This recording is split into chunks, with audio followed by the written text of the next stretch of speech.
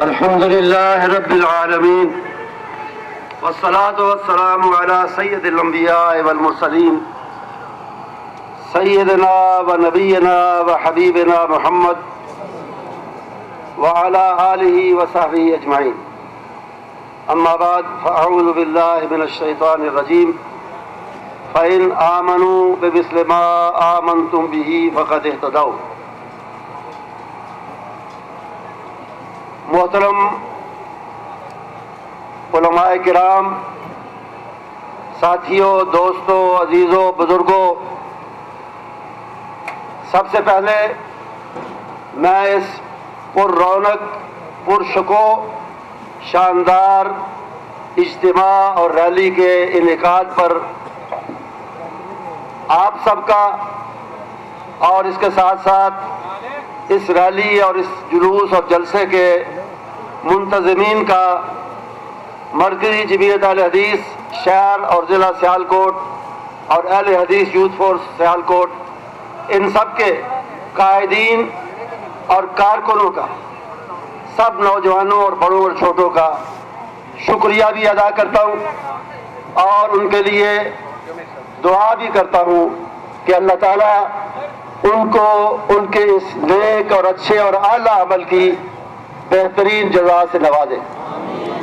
حضرات، آج آپ تشریف لائے ہیں، یہاں اکٹھے ہوئے ہیں صحابہ کرام کی محبت کے لیے، اور اس لیے کہ صحابہ کرام ہی وہ ہستیاں ہیں جنہوں نے نبی اکرم صلی اللہ علیہ وسلم سے لیا ہوا اور سیکھا ہوا دین اگلی نسلوں تک پہنچایا، یہاں تک کہ وہ ہم جیسوں تک بھی پہنچا. اور اللہ تعالیٰ نے نہ صرف ان کو دین کے، ایمان کے، شریعت کے سنبھالنے والے، حاملین اور پہنچانے والے بنایا، بلکہ اس کے ساتھ ساتھ انہیں ایمان کی کسوٹی بنایا، ایمان کا معیار بنایا، ایمان کا نمونہ بنایا، اور ارشاد فرمایا کہ دنیا کے لوگوں، اگر تم ہدایت چاہتے ہو، اگر تم اسلام کی دولت پانا چاہتے ہو، تو تمہیں اسی طرح کا، اس نمونے کا یقین و ایمان اور دین اپنے اندر پیدا کرنا ہوگا جس طرح کے صحابہ کرام کا تھا. صحابہ کرام نہ ہوتے تو یہ دین ہم تک نہ پہنچتا. یہ سب سے بڑی دولت جو دنیا کے اندر ہے وہ دین ہے، اسلام ہے، اللہ کی بھیجی ہوئی وحی ہے، نبی محترم صلی اللہ علیہ وسلم کے ارشادات ہیں. اور وہ ہم تک کیسے پہنچے؟ حدیث ہم تک کیسے پہنچی؟ قرآن ہم تک کیسے پہنچا؟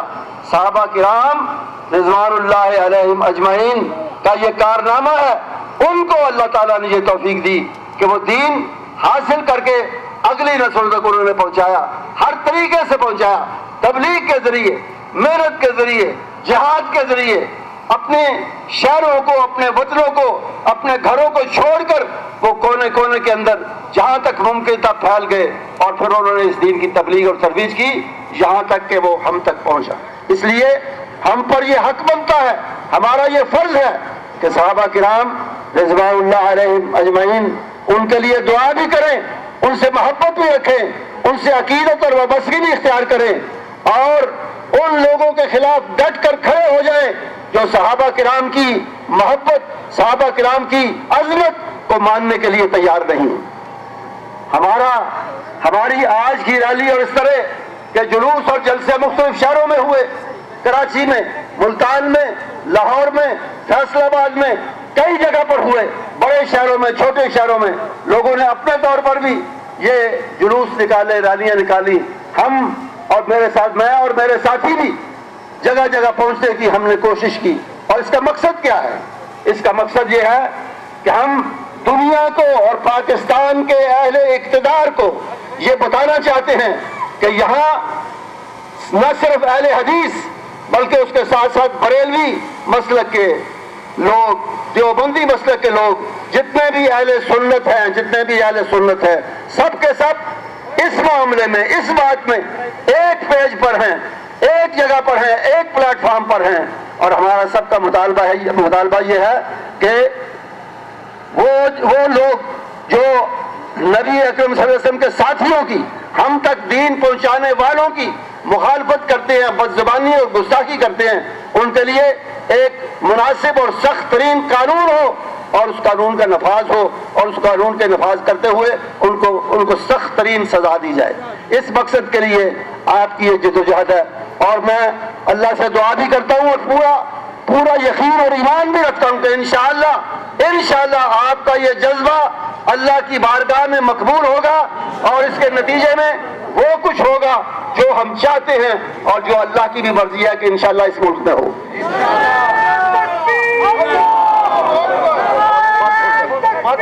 آپ بولے نہیں سکے. نعرہ تکبیر. میرے عزیزوں، دوستوں، بزرگوں، ہم اس ملک سے بھی محبت کرنے والے ہیں. ہمارے بڑوں نے یہ ملک بنایا، وہ اس ملک کے بنانے میں شریک تھے، ہمارے چوٹی کے علماء ماضی کے، اور وہ تحریک پاکستان کا حصہ تھے. لیکن یہ ملک بنا تھا اسلام کے نام پر. اگر اس وقت کے ہندوستان میں یہ نعرہ نہ گونجتا کہ پاکستان کا مطلب کیا، اگر یہ نعرہ نہ گونجتا تو آج ہم آزاد پاکستان میں بیٹھے ہوئے نہ ہوتے. اس نعرے کی برکت تھی. اس نعرے نے اس وقت کے مسلمانوں کو، اس وقت کی قوم کو، ہندوستان میں بسنے والے مسلمانوں کو اگر اکٹھا کیا تو صرف اس نعرے نے کیا اور اس کی وجہ سے یہ ملک بنا. اس لیے اس نعرے کا، اس وعدے کا، یہ نعرہ بھی تھا، ایک وعدہ بھی تھا کہ ہم اس ملک میں اسلام کا نظام لائیں گے. اور اسلام کا نظام نہیں آ سکتا جب تک کہ اسلام لانے والوں، دنیا میں پھیلانے والوں کی اس ملک میں عزت نہ ہو، ان کی حرمت قائم نہ ہو. ہم، جیسے میں نے کہا، ہم اس ملک کی سے محبت کرنے والے اور اس محبت کے لیے ہر قربانی دینے کو تیار ہیں. جان کی، مال کی، وقت کی، دولت کی، ہر قربانی دینے کو تیار ہے. ایک قربانی نہیں دے سکتے. ایک قربانی ایسی ہے جو نہیں دے سکتے، اور وہ قربانی یہ ہے کہ ہم صحابہ کی عظمت اور حرمت پر کمپرومائز کر لیں. یہ قربانی ہم کبھی نہیں دے سکتے.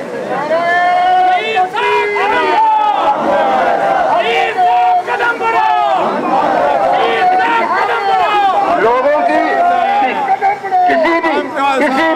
کسی بھی شخص کی گستاخی صحابہ کے حق میں وہ ہمیں قبول نہیں. اور اس ملک میں ہم چاہتے ہیں، ملک سے محبت بھی ہے، اس میں اتحاد بھی قائم کرنا چاہتے ہیں، یکجہتی بھی قائم کرنا چاہتے ہیں، اس میں امن و امان بھی قائم کرنا چاہتے ہیں. لیکن امن و امان اور یکجہتی صحابہ کی حرمت کے نام پر اور صحابہ کی حرمت کو قربان کر کے وہ امن اور وہ اتحاد ہمیں قبول نہیں ہے. حضرات، ایک مطالبہ میرے ساتھیوں نے بھی کہا، میں نے بھی کہا کہ ہم چاہتے ہیں قانون سخت ہو اور اس کا نفاذ ہو اور گستاخوں کو پکڑا جائے اور سزا دی جائے. اس میں ایک اور مطالبے کا میں اضافہ کرنا چاہتا ہوں، اور وہ مطالبہ یہ ہے کہ جو گستاخوں کے سہولت کار ہیں، پھر میں کہتا ہوں، ہماری جدوجہد، ہمارے یہ جلسے جلوس، یہ کسی فرقے کے بھی خلاف نہیں ہے، نہ ہم کسی کو کافر کہنے کے لیے آئے ہیں.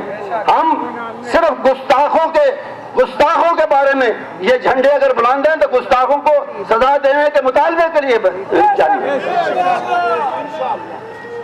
تو سہولت کا، میں سہولت کاروں کی بات کر رہا تھا.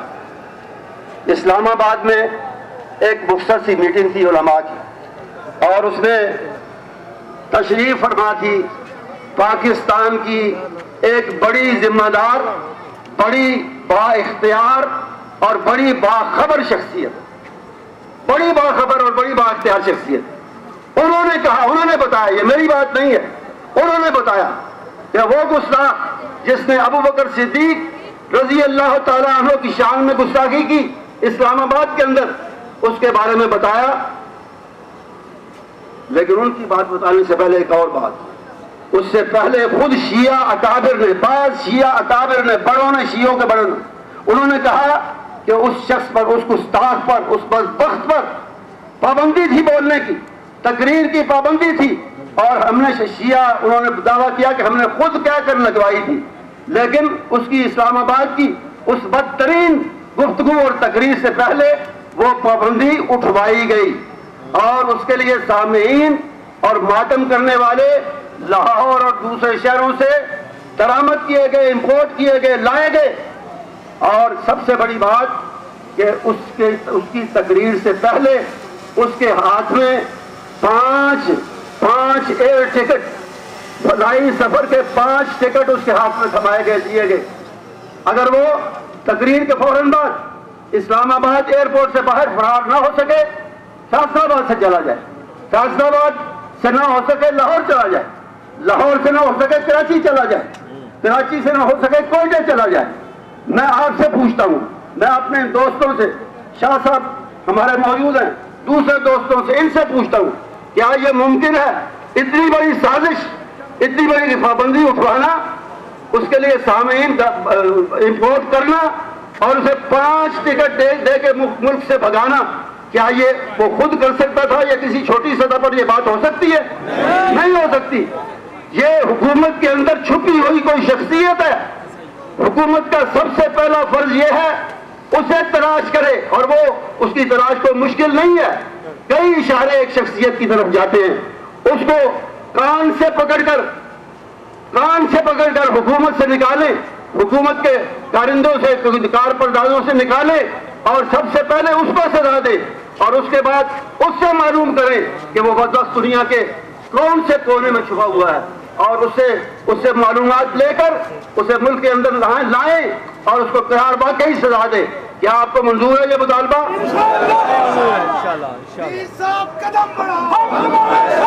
حضرات، اور بات کی اس نے کسی عام صحابی کی نہیں، ہمارے نزدیک جو ایک عام صحابی ہے، گمنام صحابی، جس کا نام شاید تاریخ کے اندر بھی نہیں ملتا، ہمارے تو سر کا وہ بھی تاج ہے، ہمارے تو سر کا وہ بھی بادشاہ ہے، اور ہم اس کی بھی اسی عزت سے دیکھتے ہیں۔ لیکن جیسا کہ شاہ صاحب نے فرمایا، صحابہ کے سرخیل، ان کے سردار، ان کے امام، اس امت کے سب سے پہلے مسلمان اور سب سے پہلے اہل حدیث۔ اس لیے میں اہل حدیث کہتا ہوں کہ انہوں نے ہر صحابی نبی اکرم صلی اللہ علیہ وسلم کا فرمانبردار تھا، آپ کے ایک ایک فرمان پر جان دیتا تھا۔ لیکن ابو بکر صدیق رضی اللہ تعالیٰ عنہ نے جس طرح محبت کی اور جس طرح اطاعت کی رسول اکرم صلی اللہ علیہ وسلم کی، اس کی مثال صحابہ کے اندر بھی نہیں ملتی۔ اور آپ کے بارے میں ابھی آپ سن رہے تھے، آپ کا فرمان کہ ان امن الناس علیہ بصحبتہ و مالہ ابو بکر، مجھ پر میرا سب سے بڑا محسن کون یہ کہہ رہا ہے؟ محسن انسانیت، میرے اور آپ کے محسن، جس کے بھیجنے کو اللہ تعالیٰ نے ہم پر احسان قرار دیا، لقد من اللہ علی المؤمنین، وہ محسن انسانیت کہہ رہے ہیں کہ میں تمہارا محسن ہوں، لیکن اگر کوئی میرا محسن ہے تو وہ ابو بکر رضی اللہ تعالیٰ عنہ۔ اور اقبال نے اسی لیے کہا تھا کہ ان امن الناس بر مولائے ما، امن الناس بر مولائے ما، کلیم اول سینائے ما۔ اور اقبال نے دوسری جگہ کہا کہ اتنے میں وہ رفیق نبوت بھی آ گیا، اتنے میں وہ رفیق نبوت بھی آ گیا جس سے روز عشق و محبت ہے آشکار۔ اور پھر ایک بڑے خوبصورت فارسی مصرے میں ابو بکر صدیق رضی اللہ تعالیٰ عنہ کی نبی اکرم صلی اللہ علیہ وسلم کے لیے خدمات اظہر من الشمس ہیں، ظاہر و باہر ہیں۔ الاستیاب صحابہ کے حالات کی کتاب میں، معتبر کتاب میں لکھا ہے، اسلم ابو بکر ولہ 40,000۔ ابو بکر رضی اللہ تعالیٰ عنہ جس دن مسلمان ہوئے، لہو 40,000، آپ کے پاس 40,000 دینار موجود تھے، لیکن ہجرت سے پہلے ان میں سے 35,000 نبی محترم صلی اللہ علیہ وسلم اور ان کے مشن پر قربان کر چکے تھے۔ باقی مدینے جا کر انہوں نے مسجد نبوی کی تعمیر کے لیے دے دیے، سب کچھ دے دیا۔ وہ دوسرا موقع وہ بھی آپ کو یاد ہوگا کہ تب جنگ تبوک کے موقع پر بھی جو کچھ موجود تھا، جو کچھ ان 40,000 کے خرچ کرنے کے بعد مزید بنا تھا یا حاصل ہوا تھا، اس کو بھی قربان کر دیا۔ اور اسی لیے میں کہتا ہوں کہ جتنی قربانیاں انہوں نے نبی محترم صلی اللہ علیہ وسلم کے لیے اور آپ کے مشن کے لیے، آپ کی محبت میں، آپ کی اطاعت میں دی ہیں، اس کا کوئی مقابلہ نہیں کر سکتا۔ تو ہم کیسے برداشت کرتے ہیں؟ عام صحابی کے بارے میں ہمیں برداشت نہیں ہے، ہم کیسے برداشت کر سکتے ہیں کہ صحابہ کے سردار اور اولین مسلمان ان کے بارے میں بدزبانی کی جائے. وہ اقبال کا مصرع میں آپ کو سنانے جا رہا تھا. اس نے ایک چھوٹے سے فارسی مصرع میں آپ کی کچھ خدمات، بعض خدمات کو اکٹھا بیان کیا بڑی خوبصورتی سے کہ ثانیے اسلام و غار و بدر و قبر، ثانیے اسلام و غار و بدر و قبر، نبی محترم صلی اللہ علیہ وسلم کے ساتھ اس دنیا میں دوسرے مسلمان، دوسرے پہلے امتی اور دوسرے مسلمان حضرت ابوبکر رضی اللہ تعالیٰ. پھر غار میں ثانی اسنان بنے.